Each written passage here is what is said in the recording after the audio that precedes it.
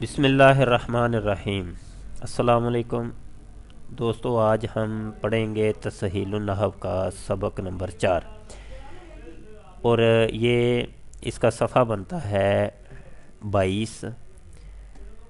اسم فعل اور حرف کی پہچان۔ ہم پیچھے اسم فعل اور حرف وغیرہ کی تعریفات سن کے آئے ہیں کہ اسم کس کو کہتے ہیں، فعل اور حرف کس کو کہتے ہیں۔ کہہ رہے ہیں کہ کوئی جملہ یا کلام دو کلمات سے کم نہیں ہوتا، خواہ وہ دونوں کلمات لفظاً ہوں، جیسے الفناء وسیع، میدان کھلا ہے۔ اب یہ پورا جو ہے ایک جملہ ہے، اس کو کلام بھی کہتے ہیں، تو اس میں دو الفاظ ہیں۔ جالسا والدن، بچہ بیٹھا، تو یہ بھی ایک پورا کلام ہے، جملہ ہے، اس میں دو جو ہے لفظ ہیں، دو کلمات ہیں۔ تو جالسا کے اندر جو ہے یہ 3 حرف ہیں، جیسے جیم، لام، سین۔ ان دونوں مثالوں میں دونوں کلمات لفظوں میں ہیں، یا بظاہر ایک کلمہ ہو اور دوسرا پوشیدہ ہو، جیسے تکلم، تو کلام کر، یہ بظاہر ایک کلمہ ہے اور دوسرا کلمہ انتا پوشیدہ ہے، اور 2 سے زیادہ کلمات کی کوئی حد نہیں، جیسے التلمیذ یقرأ الکتاب فی الغرفۃ، طالب علم کمرے میں کتاب پڑھتا ہے۔ اب دیکھیے گا، یہ بھی ایک کلام ہے، اس کے اندر 1 2 3 4 5 کلمات ہیں، اور سب کلمات کا مجموعہ ایک پورا کلام بنا ہے، ایک جملہ بنا ہے۔ لیکن اس طرح ایک جو مثال دی ہے تکلم، تو کلام کر، اس کے اندر ایک ضمیر پوشیدہ ہے۔ یہاں ایک بات ذہن میں رکھیں کہ جتنے بھی افعال ہوتے ہیں جن کی گردانیں بنتی ہیں، ان افعال کے اندر اگر تو فاعل سامنے لکھا ہوا نہیں ہوتا تو فاعل اس کے اندر موجود ہوتا ہے ضمیر کی شکل میں۔ اگر ظاہری طور پہ فاعل نہ ہو، جس طریقے سے یہ دیکھیں جالسا والدن، یہ فاعل ادھر موجود ہے، تو اب ادھر اندر سے ضمیر نہیں نکالیں گے، لیکن اگر یہ نہ لکھا ہوتا، صرف جالسا ہوتا، تو ہم کہتے کہ اس کے اندر ایک ہوا ضمیر اس کا فاعل ہے۔ اسی طریقے سے ہر کلمہ جملہ کا جز شمار کیا جاتا ہے، کیونکہ ایک جملہ میں کئی کلمات ہوتے ہیں، اس لیے اسم فعل اور حرف کی پہچان کے لیے چند علامات بیان کی جاتی ہیں جو درج ذیل ہیں۔ اسم کی علامات کون کون سی ہیں وہ ذرا ایک مرتبہ سماعت فرما لیں۔ جس پر الف لام آ جائے، جیسے الکتاب القرآن، جس سے پہلے حرف جر ہو، حرف جر یہ نیچے لکھے ہوئے ہیں، باؤ تاؤ کاف لام، واؤ منذ مدخلا رب حاشا من عدا فی عن علا حتی علا، یہ 17 حروف ہیں، اور یہ جب آتے ہیں ان میں سے کوئی ایک بھی آ جائے تو اگلے کلمے کو وہ زیر دیتا ہے۔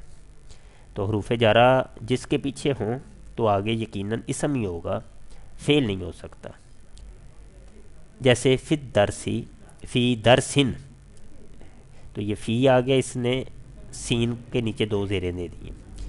جس کے آخر میں تنوین آ جائے، جیسے شاجراتن، یعنی 2 زیر 2 زبر 2 پیش، وہ مضاف ہو، جیسے غصن شاجرن۔ اب غصن جو ہے یہ مضاف ہے اور شاجرن مضاف الیہ ہے، درخت کی ٹہنی، اور یہ خود مرکب اضافی ہے یہ پورا۔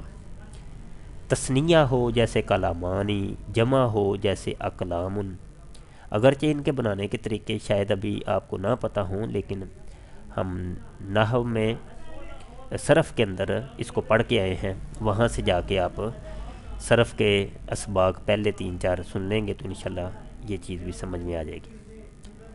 اسی طریقے سے جمع ہو جیسے اقلام، اس کے آخر میں یائے نسبت یعنی مشدد آ جائے، جیسے مکی، تو یہ جو مکی، مدنی، بغدادی، قادری، چشتی، تو اس طرح کے جو الفاظ ہوتے ہیں یہ یائے نسبتی ہوتی ہے، یعنی مکے والا، مدینے والا، بغداد والا، قادری، قادر والا۔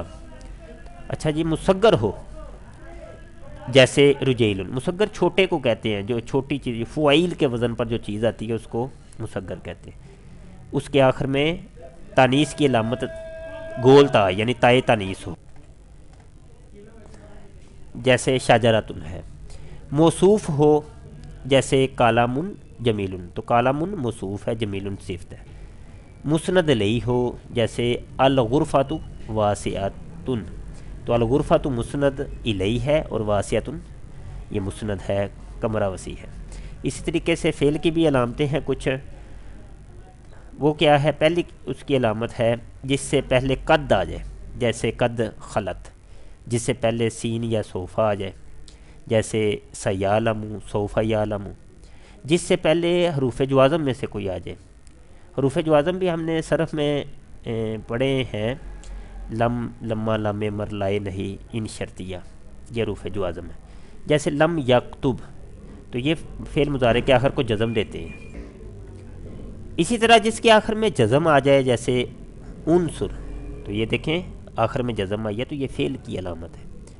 وہ مسند ہو جیسے ذہبہ والدن، تو ذہبہ مسند ہے، والدن مسند الیہ ہے۔ جس کے آخر میں نون تاکید آ جائے جیسے لا ینصرن، لا ینصرن، تو یہ نون مشدد ہے اور یہ نون خفیفہ ہے، یہ اس کو نون تاکید کہتے ہیں، تو یہ بھی فعل کی علامت ہوتی ہے۔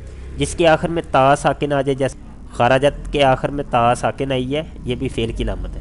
جس کے آخر میں ضمیر مرفوع متصل ہو جیسے نصرتو، اس میں تو ضمیر مرفوع متصل ہے، تو یہ فعل کی علامات سے۔